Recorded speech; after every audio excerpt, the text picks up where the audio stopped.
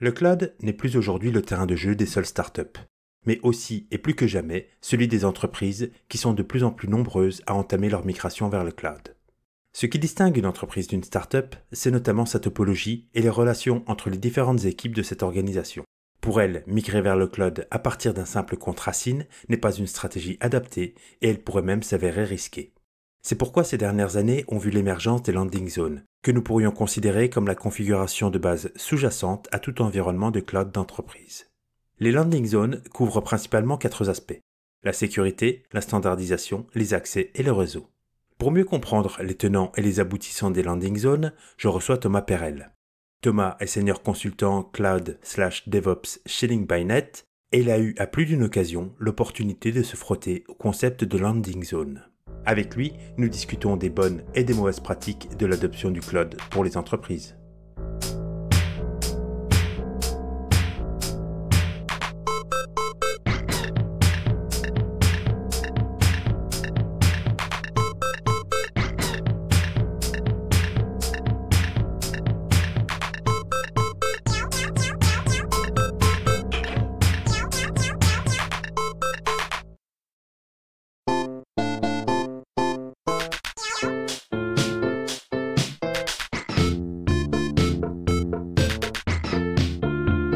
Thomas, bonjour, bienvenue. Bonjour Steph. Alors dis-moi, qu'est-ce que c'est une landing zone? Alors c'est une bonne question. Chacun aura peut-être sa définition, mais pour moi, une landing zone, c'est tout ce qu'on va préparer sur une infrastructure cloud pour en vue d'accueillir après donc des projets. Donc à l'origine du cloud, souvent, enfin sur AWS, au début, il est recommandé de démarrer avec un unique compte AWS où on commençait à créer de l'infrastructure dedans. Et de plus en plus, depuis quelques années, on se rend compte que c'est plus pertinent de créer donc une landing zone, mais qui s'étale sur plusieurs comptes AWS pour séparer des responsabilités et faciliter ensuite la gestion. D'accord, mais alors expliquer comme ça paraît un peu complexe. L'idée, c'est de créer quelque chose pour migrer dans le cloud. C'est ça, c'est qu'en fait, il faut faire un peu le parallèle finalement à ce qu'on ferait si on avait, si on partait de rien et qu'on avait à créer un data center. Finalement, il y a tout un tas de sujets à adresser, pour, avant d'être en ordre de marche, en fait. Donc on va se poser des questions du matériel qu'on va prendre, de comment on va organiser tout ça, de ce qu'il nous faut, de ce qu'on compte en faire, et cetera. Et donc en fait, je pense qu'il faut faire le même type de réflexion, quand on souhaite aller sur une infrastructure cloud. Beaucoup de choses sont simples à provisionner, pour démarrer, mais quand on est dans un objectif, dans une optique d'entreprise, à l'échelle, en fait, il faut préparer finalement l'infrastructure, en se posant tout un tas de questions et en particulier pour tout ce qui va être, des services, de niveau, entreprise en fait, qui serviront l'ensemble, de l'entreprise, sur cette infrastructure. Donc on peut parler du réseau, on peut parler de la gestion des accès, on peut parler de la sécurité, de la gouvernance, et cetera. Enfin, il y a plein de sujets qui rentrent dans ce cadre finalement de landing zone qu'on va construire et ensuite mettre à disposition finalement des équipes projets pour produire des applications ou mettre en place des services. Mais la landing zone, ça doit être considéré comme une sorte de bac à sable pour permettre d'aller dans le cloud, ou alors c'est les premières briques de l'infrastructure qu'on est en train de créer? Alors justement, c'est plutôt effectivement les premières briques et on est très loin du coup du bac à sable. Il faut les 2. En fait, on voit que dans certains cas, surtout que c'est des infrastructures plutôt modernes, récentes, donc on a besoin de bac à sable pour que les gens puissent, s'exercer, tester des choses, monter en compétences. Mais d'un autre côté, l'infrastructure de l'entreprise à proprement parler, qui va accueillir les services, de production, mais finalement tout le cycle de vie de développement des applications, avec les différents environnements et cetera. On voit que ça, il y a besoin d'avoir quelque chose de solide, de stable, de maintenable, d'auditable, de sécurisé. Et donc, sur cette partie, justement, on peut pas s'improviser comme avec des bacs à sable classiques, quoi. OK. Donc ça veut dire qu'il y a pas mal de planning à faire, en fait, quand on veut aller sur une landing zone? Alors c'est du planning, et c'est surtout beaucoup de questions à se poser. En fait, Quand on se pose la question: «Est-ce que je vais aller sur le cloud ou pas?» et cetera, on a souvent affaire, alors soit des consultants, soit à des ingénieurs solutions en général du cloud provider concerné, qui vont venir et eux qui vont avoir un intérêt à ce qu'effectivement on choisisse d'aller sur le cloud et donc qui vont souvent partir sur une démarche de faire des proof of concept, de nous montrer que rapidement on peut produire des choses sur le cloud, très simplement. C'est le côté un peu magique, et effectivement, ça c'est une première chose pour tester le service, pour se faire une première idée. Mais quand on va effectivement organiser son passage sur le cloud, il faut aller beaucoup plus loin dans la réflexion et on n'est pas du tout, dans du provisionnement rapide, comme ça, sans réfléchir. D'ailleurs, dans certains cas, quand on provisionne certains services managés sur le cloud, si je demande juste un cluster, AKS par exemple sur Azure, si je ne précise rien d'autre, en fait, c'est, le cloud provider qui va se charger de créer toutes les ressources nécessaires au bon fonctionnement de mon cluster et ça de manière complètement implicite et transparente. Donc ça peut paraître, complètement magique, mais à côté de ça, finalement, je n'ai aucune maîtrise du coup et bien souvent on n'a même pas connaissance finalement de ce qu'il a créé. Et c'est là où en fait, si on veut vraiment avoir une démarche, durable, maintenable et faire des vrais choix, et ben, c'est là qu'il faut, se poser toutes ces questions, regarder comment on souhaite, organiser les différents services et donc monter en compétences et construire finalement tout ça de manière contrôlée en fait, en faisant des vrais choix. Donc c'est du planning, mais c'est surtout, se poser la question, par exemple, de savoir qu'est-ce qu'on va faire de ce cloud? Est-ce que c'est une extension de notre data center, par exemple? Auquel cas, il faut prévoir une interconnexion et ça, on verra que ça aura des impacts très forts ensuite. Est-ce que, comment je vais gérer, l'accès de mes utilisateurs? Est-ce que je m'appuie sur mon référentiel utilisateur, que je peux déjà avoir? Ou est-ce que je souhaite en créer un différent, suivant ce qu'on veut faire? Donc toutes ces questions en fait, doivent être posées avant et on doit construire du coup la landing zone en conséquence, en prenant en compte ces choix. En fait, bien souvent, on se rend compte que la landing zone, finalement doit quand même refléter, l'organisation de l'entreprise ou en tout cas l'organisation cible qu'on souhaite avoir une fois qu'on fonctionnera avec cette infrastructure.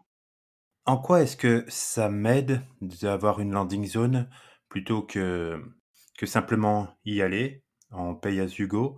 Est-ce qu'il y a pas un petit côté over engineering dans tout ça?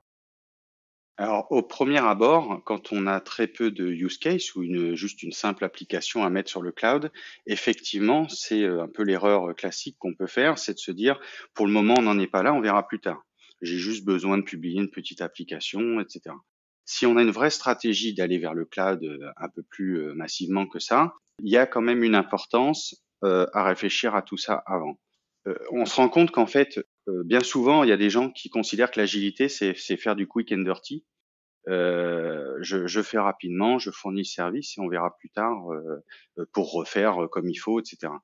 Mais on se rend compte que d'un point de vue de la landing zone et des composants d'infrastructure un peu bas niveau, ce modèle, en fait, marche pas forcément. Typiquement, le choix, de l'adressage des IP, par exemple, pour les différents, réseaux virtuels qu'on créera sur le cloud, ça peut avoir une importance, cruciale, en fait. Si je souhaite à terme, interconnecter mon data center avec le cloud, alors je dois dès le départ prévoir des plages d'adresses IP qui ne seront pas en overlapping avec les réseaux que je peux avoir, sur mon data center, par exemple.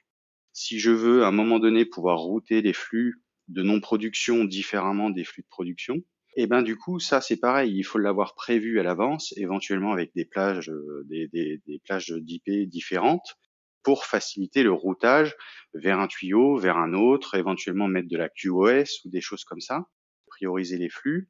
Et en fait, toutes ces questions, si je les adresse pas avant, en fait, c'est bien souvent très, très compliqué, de le refactorer par la suite et c'est d'autant plus compliqué si entre temps on a poussé en production des applications parce que le jour où je vais vouloir revoir, le plan d'adressage complet de mon infrastructure, là clairement je suis dans un cas où je vais impacter tout le monde et cet impact je pourrais pas le planifier projet par projet. En fait, il faudra vraiment prévoir un grand jour où j'accepte d'avoir une coupure de service et où, d'un coup je reverrai l'adressage complet, quoi. Donc plutôt que d'avoir des petits îlots un peu avec mes applications dans le cloud, l'idée derrière la landing zone, c'est plus de dire qu'on va considérer que le cloud et notre cloud provider, c'est plutôt un nouveau data center, pas juste un endroit où on a une application. Oui et en tout cas, quand on voit comment c'est organisé, dans l'entreprise pour gérer un système d'information, qui peut être on-premise, on voit que finalement, à l'échelle, quand ça grossit, il y a quand même en fait des équipes ou des activités en tout cas qui se détachent, sur lesquelles on va positionner dans certains cas des équipes dédiées. On voit qu'à un moment donné, quand on est, seul ou à 2, on peut facilement, tout faire. Donc, je dirais créer les identités, développer l'application, gérer peut-être l'infrastructure. Dès que ça commence à prendre une ampleur un peu plus importante, avec plusieurs équipes projets, avec plus de monde, et cetera, bien souvent, on a des équipes qui se créent, qui vont être focus sur la gestion des identités, qui vont être focus sur le réseau, qui vont être focus sur la sécurité et donc ça, en fait, il faut que ça se ressente, il faut que ça se trouve, que ça se retrouve dans la landing zone parce que c'est des gens qui vont avoir des objectifs, spécifiques, qui auront besoin certainement de droits spécifiques et qui, dans certains cas, devront rendre un service ou avoir une responsabilité de l'ensemble de l'infrastructure et pour pouvoir gérer finalement cette activité, dans certains cas, ils vont être obligés d'imposer un certain cadre aux autres, soit en imposant des choses, soit en recommandant des choses. Après, il peut y avoir différentes manières de faire.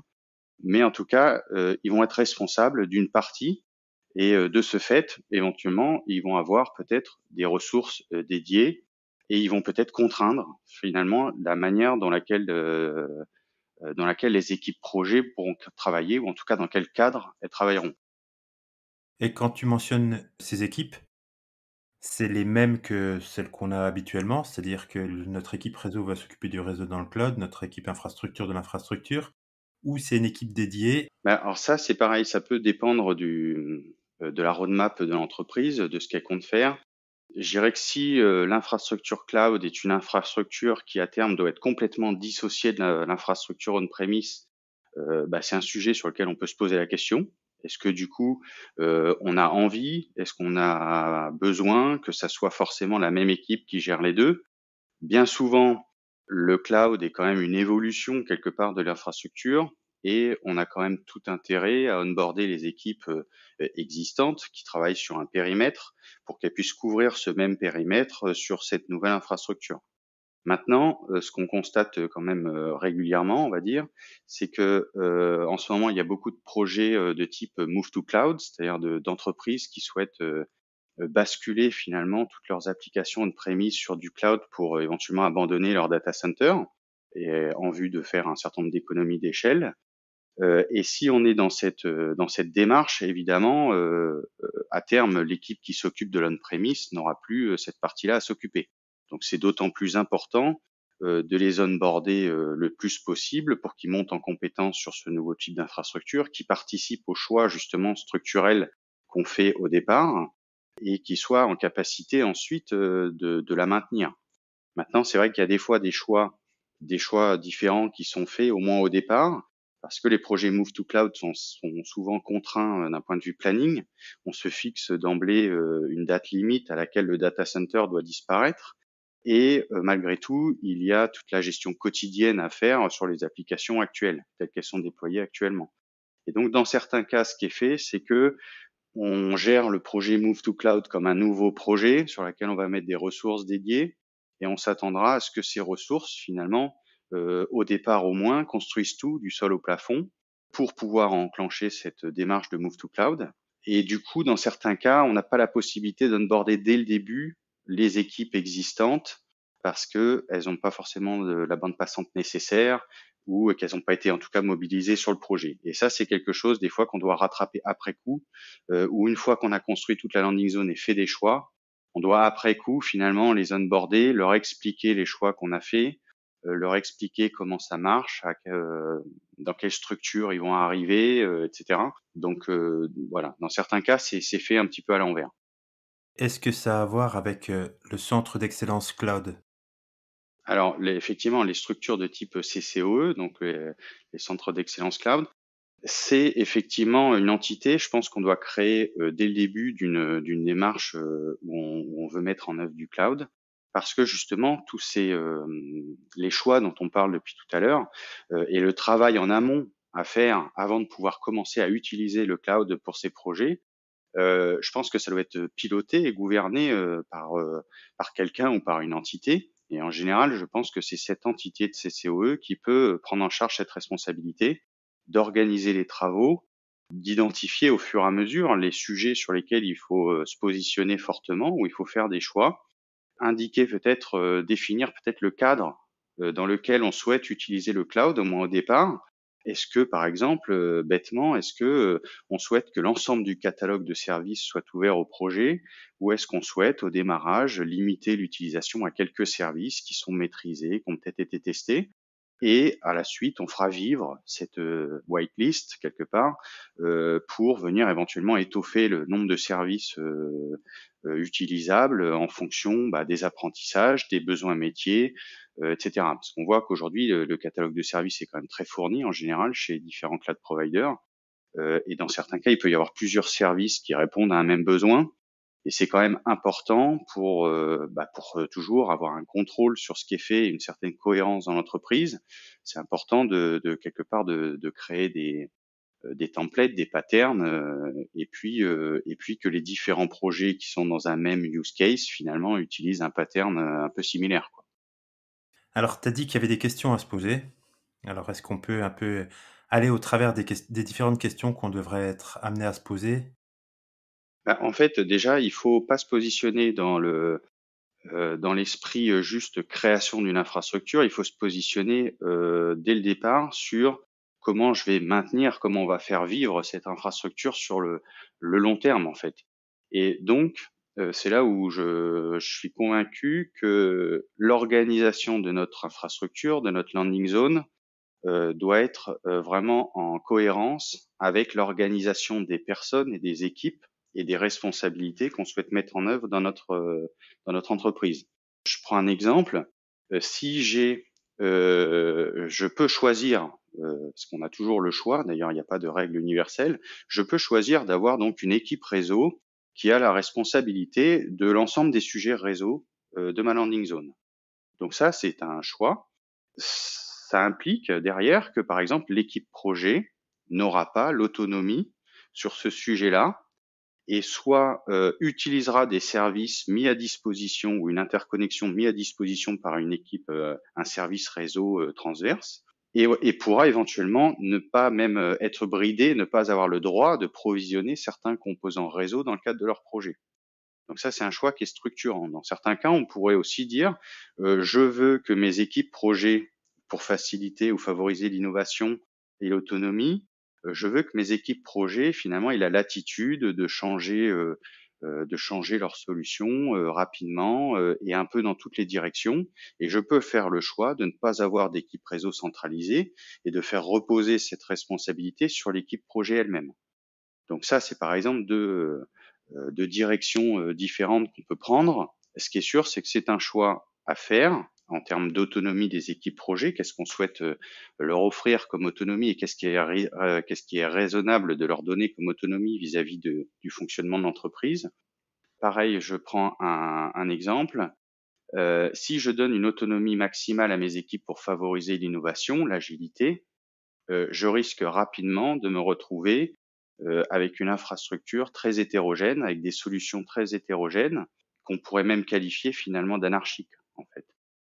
Et ça, on voit que, si ça peut à court terme favoriser l'innovation, ça peut aussi sur le long terme, complexifier très largement la maintenance de la landing zone, la garantie de la sécurité, la capitalisation des connaissances dans l'entreprise, le fait de pouvoir remplacer une personne et cetera. Parce que ça veut dire que d'un projet à l'autre, je pourrais avoir des solutions qui n'ont strictement rien à voir. Donc il y aura vraiment des compétences, des connaissances spécifiques à avoir pour chacun des projets. Et ça, en fait, on voit bien qu'à l'échelle d'une entreprise, bien installée, en fait, c'est des choses qui ne tiennent pas malheureusement pas très longtemps, sauf à être dans des cas très particuliers, comme, peut l'être, éventuellement Netflix ou Spotify à certains moments et cetera. mais c'est clairement pas finalement la situation de l'ensemble de la majorité des entreprises. Est-ce que ça ne risque pas d'entraîner un nivellement vers le bas? Parce que, comme tu le dis, on va d'une certaine manière un peu freiner l'innovation.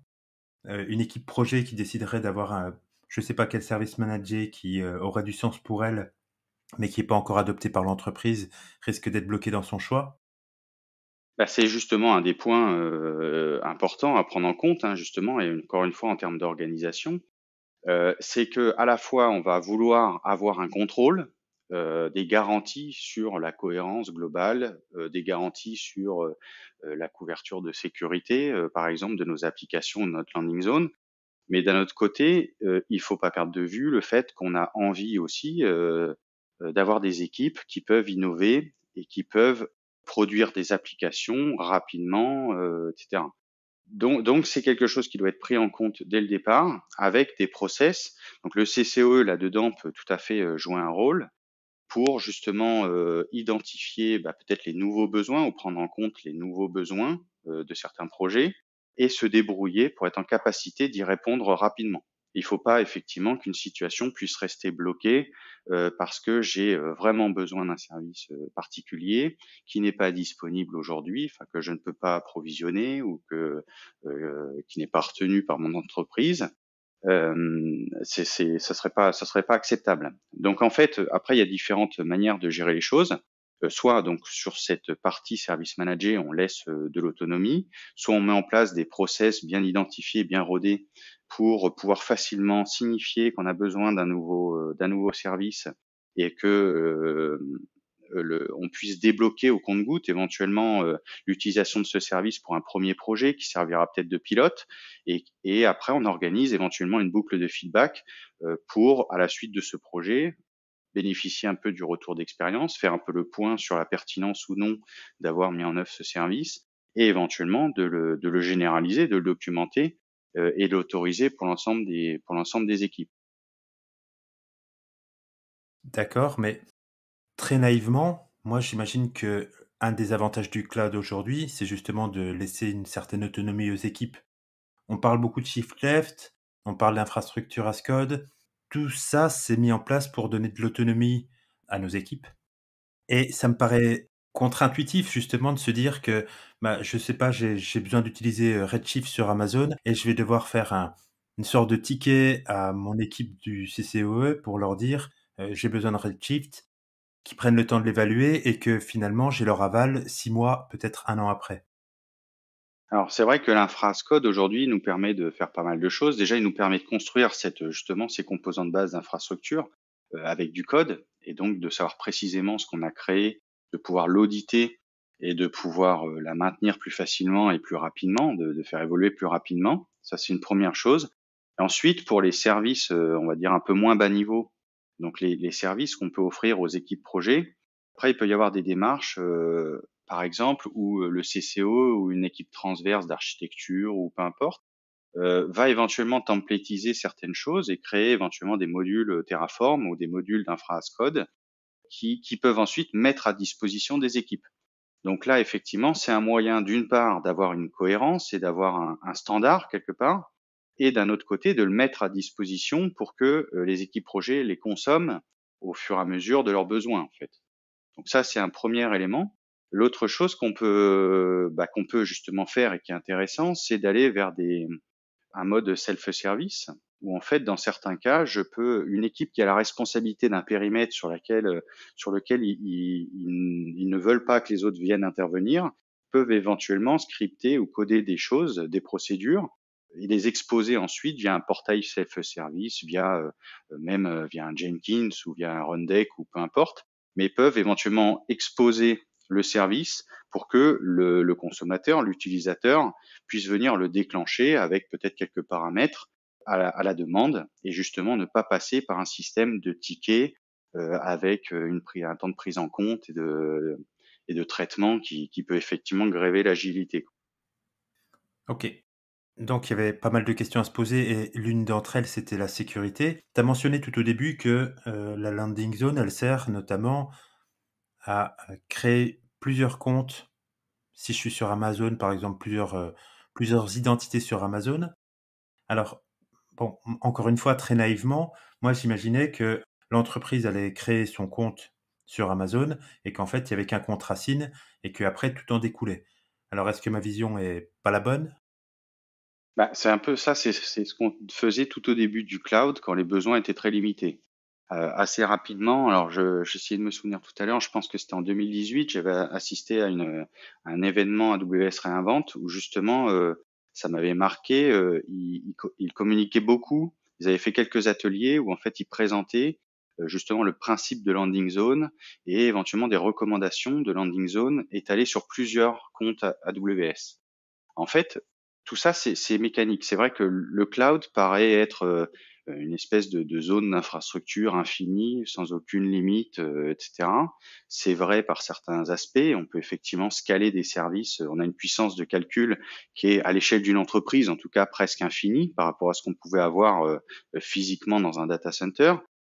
Mais par contre, malgré tout, il existe des limites physiques à certains endroits et entre autres, on a un certain nombre de limites donc, chez Amazon, par exemple, on a un système de soft limit et de hard limit, donc des limites qui sont positionnées par défaut, pour servir de garde-fou et des hard limits qui sont vraiment des limites physiques, liées à l'infrastructure, la vraie infrastructure qui se cache derrière et entre autres, dans ces limites, on peut retrouver des choses qui, portent sur différents, périmètres et on peut avoir donc un certain nombre de limites déjà liées au compte AWS lui-même. On ne pourra pas forcément provisionner autant, de VPC, dans un compte qu'on veut. Il y a forcément une limite.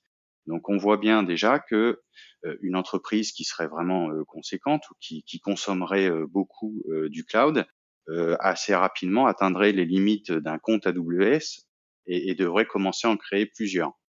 L'autre chose, c'est que, sur la gestion des droits, en fait, souvent, on utilise des rôles, et principalement, on essaye de s'appuyer sur des pour les utilisateurs humains, en tout cas, sur des rôles managés, des rôles qui sont proposés par le cloud provider pour répondre aux différents, types d'activités, quoi, que peuvent avoir des gens et donc, par exemple, si je donne un rôle full admin à quelqu'un, par défaut, il a comme portée le compte AWS. C'est-à-dire que si dedans, je fais travailler des développeurs pour, développer leurs projets, avoir des environnements de test et que j'héberge aussi mes comptes, mes environnements de prod, en donnant un rôle full admin à un développeur pour qu'il soit assez à l'aise pour travailler, finalement, je lui donne aussi le droit d'administration, sur l'ensemble des plateformes de production. Donc on a quand même un risque, de sécurité d'une part, si jamais quelqu'un se fait pirater son compte, mais on a surtout en fait, de manière beaucoup plus, fréquente, un risque humain par faute par méconnaissance ou parce qu'on travaille un peu sous la pression avec des plannings et cetera.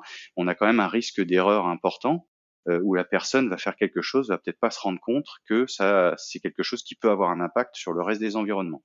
Donc, il y a déjà, à mon avis, des questions à se poser au niveau de la gestion des droits et bien souvent, déjà, on va créer plusieurs comptes parce que, ça représente une isolation forte, très forte, finalement, entre 2 ensembles et après, effectivement, la landing zone, on va la créer en multipliant ce type de compte et en réfléchissant à ce qu'on va en faire, aux gens qui vont devoir y accéder et justement aux gens à qui éventuellement on ne donnera pas accès à tel ou tel compte. Dans certains cas, un exemple, assez courant en fait, c'est de centraliser finalement la consolidation des logs, et de certains éléments de traçabilité dans un compte dédié à la sécurité, compte sur lequel, viendra intervenir des gens de sécurité ou qu'on pourra même, déléguer, à une entreprise qui sert de SOC, pour nous, qui va faire la surveillance opérationnelle de la sécurité et compte sur lequel on ne donnera pas forcément accès à tous les profils opérationnels qui travaillent dans l'entreprise, soit qui gèrent l'infrastructure, soit qui développent des applications, soit qui gèrent, les identités. Ils n'ont pas forcément besoin d'avoir accès à ce compte et donc ça va être un moyen de ségréguer finalement les accès.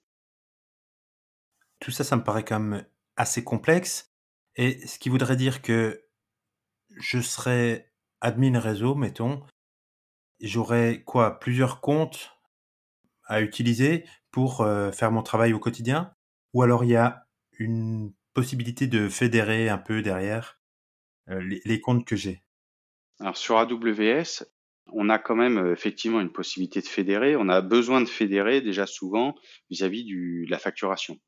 Parce que malgré malgré qu'on s'étale sur plusieurs comptes AWS, bien souvent, on va vouloir que la facturation soit quand même centralisée, même si peut-être qu'on va vouloir refacturer certains ensembles à des entités de l'entreprise. Donc sur AWS, il y a par exemple ce qu'on appelle l'AWS organisation, qui représente un peu une organisation comme on pourrait retrouver dans les Active Directory, avec donc un compte maître, qui est le premier compte qu'on va créer et sur lequel on va paramétrer la facturation, la carte bleue, le compte sur lequel on devra prendre l'argent. Et derrière, on va lui faire porter une AWS organisation. Donc, quand on va venir créer des comptes, d'autres comptes AWS, on va venir les lier et les répartir, les ranger dans des OU qui sont finalement comme des répertoires finalement, dans lesquels on va venir ranger les comptes. Donc ça nous permet déjà de mutualiser la facturation. La partie OU, alors en soi, ne sert pas à grand chose autre que de pouvoir accrocher des politiques de sécurité, par exemple, dessus. Et ces politiques, du coup, seront héritées à tous les comptes enfants qu'on viendra mettre dedans. Pareil, je prends un exemple. Si je crée donc une OU qui est vouée à accueillir les comptes business, les comptes qui porteront réellement les projets, les applications, et que en parallèle j'ai mis en place une stratégie un peu de centralisation de la partie réseau ou sécurité, eh ben je pourrais dans l'OU business finalement venir accrocher une politique qui empêche les équipes projets de venir provisionner un certain nombre de ressources, que ce soit des ressources réseau, des ressources de sécurité ou des ressources justement qui ne sont pas dans la whitelist des services autorisés par exemple. Et ça, cette politique, du coup, je ne l'implémente qu'une seule fois au niveau de l'OU, et je sais qu'après coup, peu importe quel est le cycle de vie ou la manière de créer de nouveaux comptes business, je sais que de toute façon, j'ai la garantie qu'ils hériteront de cette politique et donc que la stratégie que j'ai établie, finalement, elle sera forcément respectée. Dans certains cas, quelque chose qui est souvent fait, par exemple, d'un point de vue sécurité et mutualisation, pour éviter que tout le monde réinvente la roue, c'est dans certains cas de mutualiser, par exemple, l'entrée et la sortie d'Internet ou les points d'interconnexion d'une manière plus générale. Donc, par exemple, je vais créer l'infrastructure nécessaire pour que certaines de mes ressources puissent sortir sur Internet. Mais ça, je vais créer les ressources à un seul endroit. Et après, par exemple, par le biais du routage et de l'interconnexion de mes différents VPC, je vais venir finalement permettre à tout le monde de sortir sur le net sans que chacun ou chaque projet ou que dans chaque compte, j'ai besoin de provisionner ces infrastructures de NAT Gateway ou des choses comme ça. Si je voulais implémenter par exemple un proxy aussi, pour avoir un niveau de sécurité un peu comme on trouve régulièrement dans les réseaux d'entreprises classiques, eh ben c'est pareil, je n'aurai qu'à un seul endroit à implémenter cette solution de proxy. Et comme j'ai déjà imposé à tout le monde de sortir par ici, alors je sais que le proxy couvrira toutes les sorties d'Internet. On a pas mal pris comme exemple Amazon, mais est-ce que c'est le cas aussi sur les autres cloud providers? Est-ce que les structures sont les mêmes? Est-ce qu'on retrouve à peu près les mêmes schémas? Il y a des spécificités forcément, mais finalement on se rend compte que les réflexions de base sont les mêmes en fait, parce que sur Azure on a un principe de souscription aussi, et en général nos landing zones vont éventuellement s'étaler sur plusieurs souscriptions. Dessous on a aussi le principe de réseau virtuel, et donc on aura une réflexion aussi pour savoir quel est le périmètre que je veux donner à un réseau virtuel. Est-ce que dans une souscription, je ne veux avoir qu'un seul réseau virtuel? Est-ce que je me fixe cette règle? Ou est-ce que j'accepte d'en avoir plusieurs? Quelle est la quel est la le formalisme ou les règles de nommage de mes différentes ressources pour bien établir leur périmètre de responsabilité? Finalement, on retrouve, ces problèmes d'interconnexion, par exemple, pareil, la mutualisation de certaines ressources qui peuvent être assez chères. Quand on regarde souvent, on a la partie, les composants qui permettent d'implémenter des règles de firewalling sur les points d'entrée, les points qui sont exposés sur Internet. Ça, en général, c'est des composants qui peuvent être assez chers. Et donc, pareil, on aura une tendance quand même à essayer de les mutualiser pour avoir un point d'entrée unique pour l'ensemble de l'infrastructure, ou en tout cas d'avoir un nombre de points d'entrée maîtrisé avec pour chacun un périmètre de responsabilité bien établi pour qu'on sache comment les utiliser, à quoi ils servent, et cetera, quoi. C'est des choses qui ont été sans doute déjà réfléchies, élaborées chez les grands cloud providers. Maintenant, si j'avais envie d'aller vers un acteur peut-être un peu plus modeste, de type Scaleway, OVH ou Digital Ocean, alors c'est des choses que j'aurais à mettre en place moi-même, mais les questions restent les mêmes, c'est ça que tu dis? Alors, je connais moins ces cloud providers-là et dans certains cas, ils sont plus récents ou plus petits. Donc effectivement, je pense que la réflexion, la démarche en fait, doit être la même. Il faut se poser la question de savoir comment structurer notre consommation et comment on va s'organiser et quelle ligne de conduite quelque part on va communiquer à nos équipes en interne pour consommer ce type d'infrastructure. Maintenant, après, les différentes problématiques peuvent être différentes en fonction des moyens qu'offre le cloud provider et de la manière dont il a organisé ses services. Alors, je vais essayer d'avoir un exemple concret. Disons que j'ai 2 équipes de développement. Est-ce que ces 2 équipes de développement doivent se retrouver sous le même compte parce qu'en fait, il s'agit de développer des applications? Ou alors ça va être sur 2 comptes séparés pour essayer de séparer un peu les risques, potentiels de qui peut y avoir? Et dans ce cas-là, comment est-ce que mes applications peuvent communiquer ensemble? Alors, c'est une bonne question.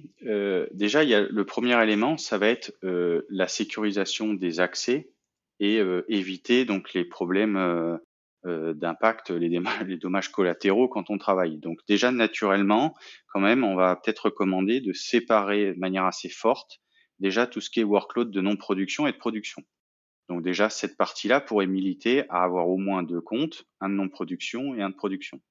Ensuite, quand on regarde, au niveau, donc des projets, bah, pareil, il faut se poser la question de savoir est-ce que ces projets peuvent cohabiter ou non, d'une part. Dans certains cas, il y a des contraintes de sécurité ou qui militent dans le sens de séparer et d'avoir l'isolation la plus forte possible et du coup, on créera un compte de non-prod et un compte de prod pour chacun de ces projets. Ensuite, même si le projet lui-même, les projets eux-mêmes peuvent cohabiter dans le même compte, on va quand même se poser la question de savoir est-ce que j'accepte que du coup mes équipes projets, aient des droits sur un compte de non-production ou de production, qui soit commun avec leur projet et un autre. Donc ça, c'est pareil, c'est un choix à faire et dans certains cas, c'est tout à fait envisageable. On considère que les gens sont responsables, qu'ils feront attention à ce qu'ils font. Malgré tout, c'est un choix, sur lequel il faut se positionner. On peut pas vraiment faire de choix par défaut là-dessus. Et après, en fonction donc de ce qu'on aura retenu, si mes 2 projets doivent devoir communiquer, alors pareil, au niveau de la landing zone, je dois offrir la possibilité aux projets, dans certains cas, de s'interconnecter entre eux. Et donc ça, c'est quelque chose qui doit être réfléchi. Sur AWS, on a par exemple, on avait déjà du peering entre les VPC qui permettent de relier 2 VPC entre eux pour permettre de communiquer.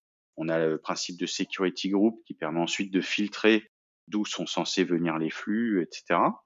Et à l'échelle, finalement, après, ils ont apporté un composant intéressant qui est la Transit Gateway, qui permet en un endroit unique de faire un endroit unique d'interconnexion.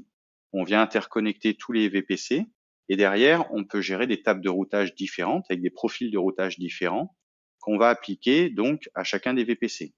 Je prends un exemple, je peux avoir donc dans l'ensemble de mes VPC que j'ai sur mon cloud AWS, je peux avoir certaines applications qui ont besoin de communiquer, de sortir sur internet déjà. Donc il me faut au moins un profil de routage qui permet à ce VPC de trouver la route pour sortir, sur internet via ma sortie internet mutualisée de la landing zone. Ensuite, un projet peut avoir besoin d'internet et de contacter une base de données ou un service qui serait sur mon réseau interne d'entreprise. À ce moment-là, du coup, il me faut au moins un profil de routage qui permette à la fois d'aller sur Internet et à la fois d'utiliser les moyens d'interconnexion que j'ai mis en place pour redescendre vers le réseau d'entreprise. Pareil, si après je peux avoir aussi 2 applications déployées sur le cloud qui doivent pouvoir communiquer, je vais devoir alors soit faire un profil de routage spécifique à ce use case qui dit que l'appli A qui est dans tel VPC a le droit d'aller dans tel autre VPC et peut-être aussi vice versa. Je ne sais pas si les communications vont dans les deux sens, mais donc soit c'est un pattern, c'est un type d'application qui doivent tout le temps communiquer avec un VPC commun, par exemple, auquel cas je peux faire une table de routage un peu générique qui dit que tout ce type, les applications de ce même type doivent tous pouvoir venir utiliser les composants communs que j'ai déployés à tel endroit. soit on est vraiment sur un truc point à point d'une application à l'autre.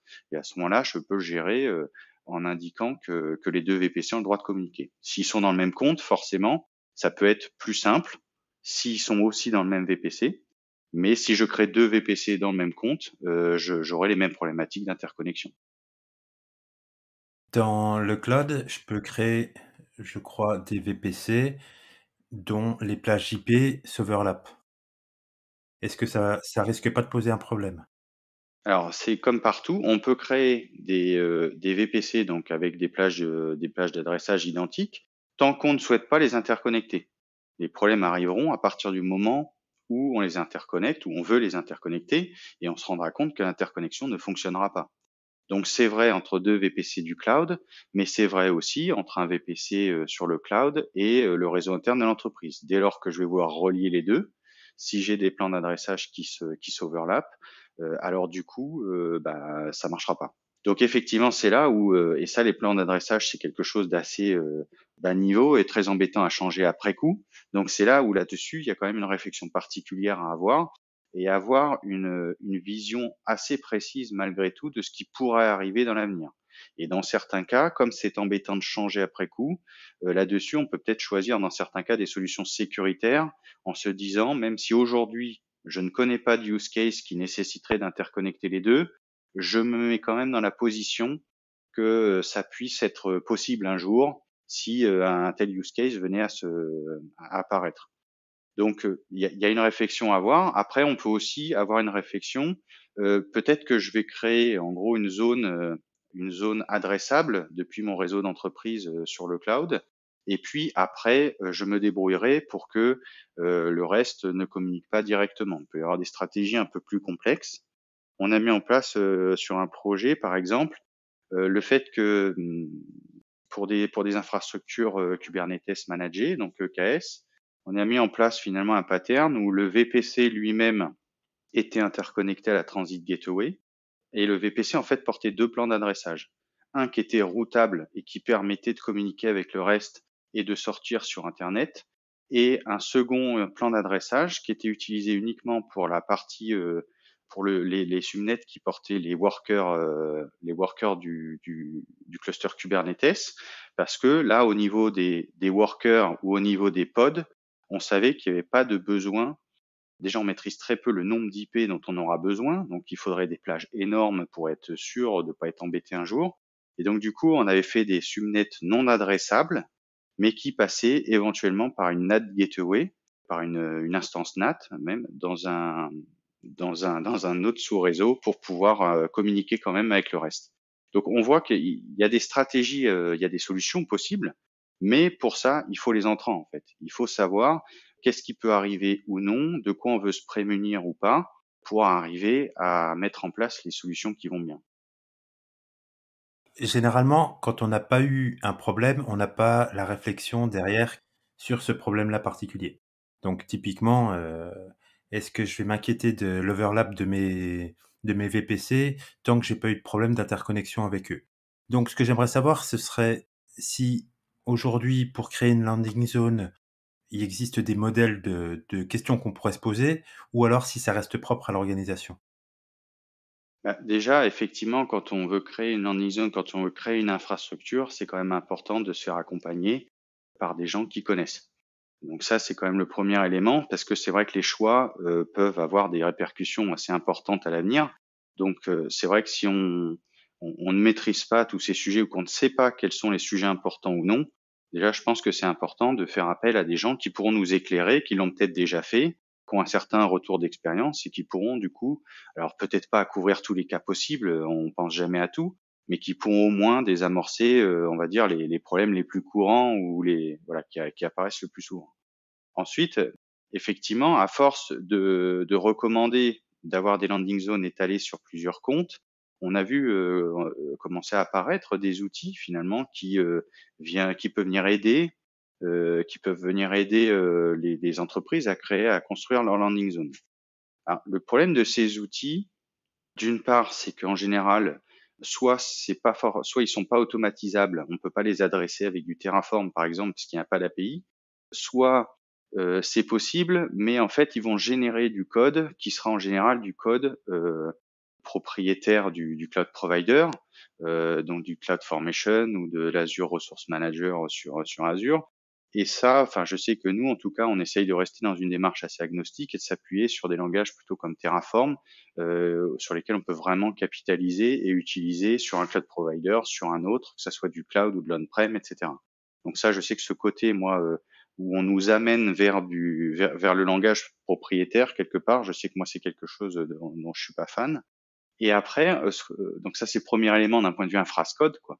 Et le second, finalement, c'est ce qu'on a dit, c'est que l'organisation de la landing zone devait quand même être alignée avec la stratégie de l'entreprise et l'organisation interne de l'entreprise, des équipes, comment on avait séparé les responsabilités dans l'entreprise, etc. Donc quelque part, on peut difficilement avoir un modèle unique passe-partout, à moins d'être prêt à adapter son organisation pour fonctionner avec ce modèle. De la même manière, on voit dans certains cas peut-être des gens qui expliquent le modèle qu'ils ont retenu. Et si on veut copier ce modèle quelque part, si on voulait aller au bout des choses, il faut aussi qu'on copie le modèle d'organisation de l'entreprise qui l'a conçu, quoi, pour vraiment se mettre dans le même cas et éventuellement espérer en retirer les mêmes bénéfices. Quand tu parles de personnes qui sont à même d'aider les entreprises à faire cette landing zone, est-ce que les cloud providers aujourd'hui offrent de l'assistance sur ce périmètre? Alors en général, oui, oui, en général, ils proposent de l'assistance. Le problème, c'est qu'au moins au départ, il y a toujours un aspect un peu commercial, c'est que c'est important de démontrer les bienfaits du cloud et à quel point ça peut être simple de commencer à l'utiliser. Donc des fois, ça vient un peu perturber finalement le principe de réflexion un peu profonde qu'on aborde depuis tout à l'heure. C'est vrai que c'est pas toujours compatible.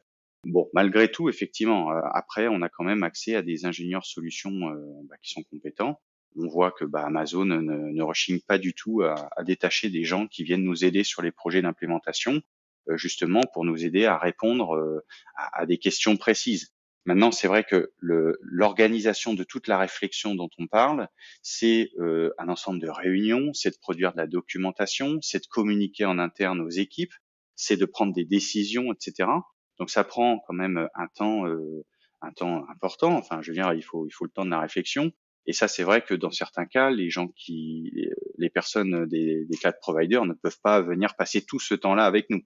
Donc en général, ils viennent plutôt sur une problématique précise pour nous apporter à la fois ce que propose le cloud provider pour ces cas-là, éventuellement ce qu'il peut y avoir dans la roadmap, éventuellement des problèmes récurrents qui peuvent être observés sur ce genre de cas, quoi. Il y a un autre sujet qui est dans l'air du temps aujourd'hui, c'est le multi-cloud. Est-ce que tu as déjà eu à adresser le cas de devoir gérer une landing zone pour plusieurs cloud providers à la fois? Alors non, moi personnellement, j'ai pas eu à adresser ce cas. Ce qui est sûr, c'est que quand on voit déjà la complexité d'organiser de manière efficace une landing zone déjà sur un cloud provider, on peut facilement imaginer que de créer une landing zone qui en plus serait soumise à des contraintes de différents cloud providers, ça soit encore un projet encore un peu plus complexe. Après, ce qu'on peut observer par contre, c'est que dans certains cas, c'est pas une landing zone étalée sur 2 cloud providers. On voit par contre des clients qui choisissent 2 cloud providers et qui créent finalement 2 landing zones pour des besoins distincts. L'objectif est pas forcément de déployer la même application des 2 côtés en se disant: «Si un des 2 cloud providers est défaillant, mon application restera up de l'autre côté». C'est plutôt pour dire: «J'ai retenu tel cloud provider pour ses compétences dans tel domaine et j'ai choisi tel autre parce qu'il avait d'autres services qui m'intéressaient».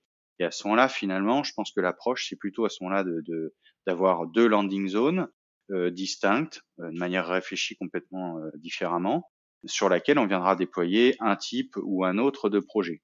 Par contre, ce qui est sûr, c'est que, rien n'empêche que l'entité de CCOE, pilote la création des landing zones des 2 côtés et s'assure quelque part que les sujets, les problèmes qu'ils ont identifiés soient bien adressés des 2 côtés, voire même qu'ils s'assurent que quand on a défini une stratégie d'un côté, éventuellement, on va mettre en place la même stratégie de l'autre pour avoir une certaine cohérence qui permettra peut-être derrière de faciliter l'industrialisation de certaines choses.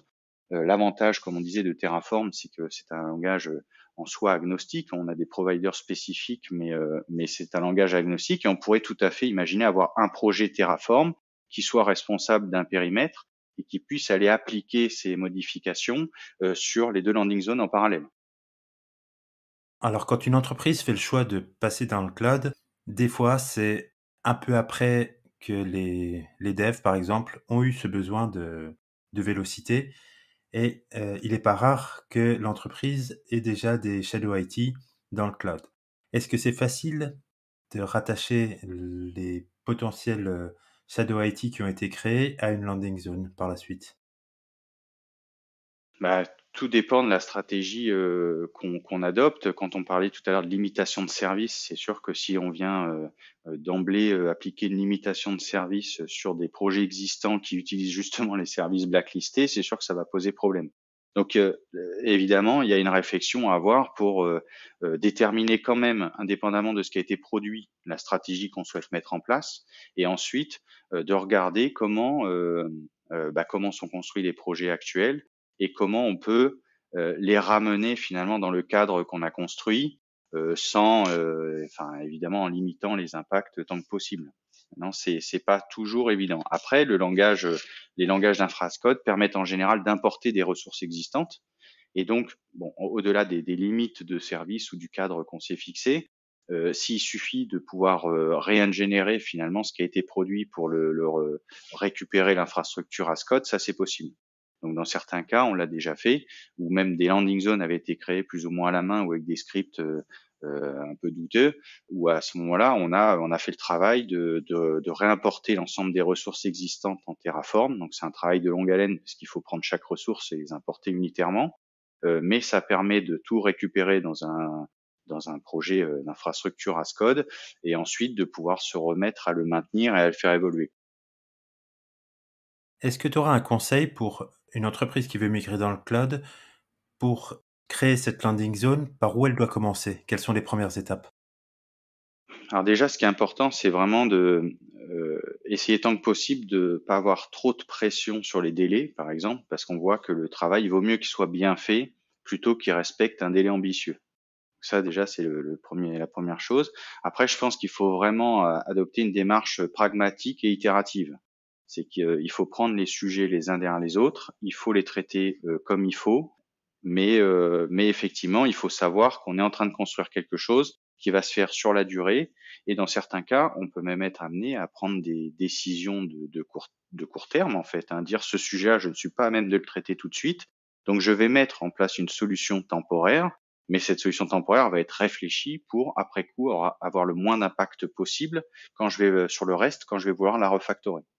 Donc après, je pense que le sujet principal, c'est de commencer à voir comment je vais gérer mes accès, les accès de mes utilisateurs ou de mes applications pour utiliser ce cloud, et c'est de comment je veux organiser finalement tout ce qui est interconnexion et entrée-sortie d'Internet.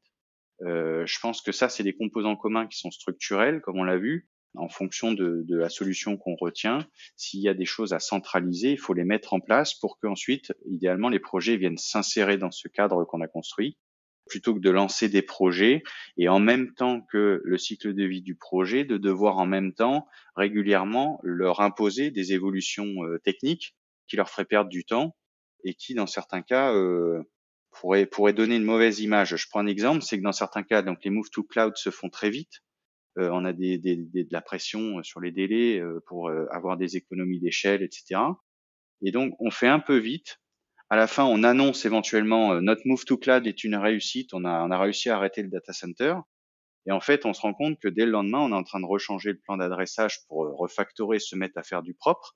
Et donc, dès le lendemain, on commence à créer des coupures de services qui impactent tout le monde. Et donc ça, en général, c'est vécu comme un échec. D'un côté, on dit qu'on a réussi, et de l'autre côté, on est déjà obligé de tout déconstruire.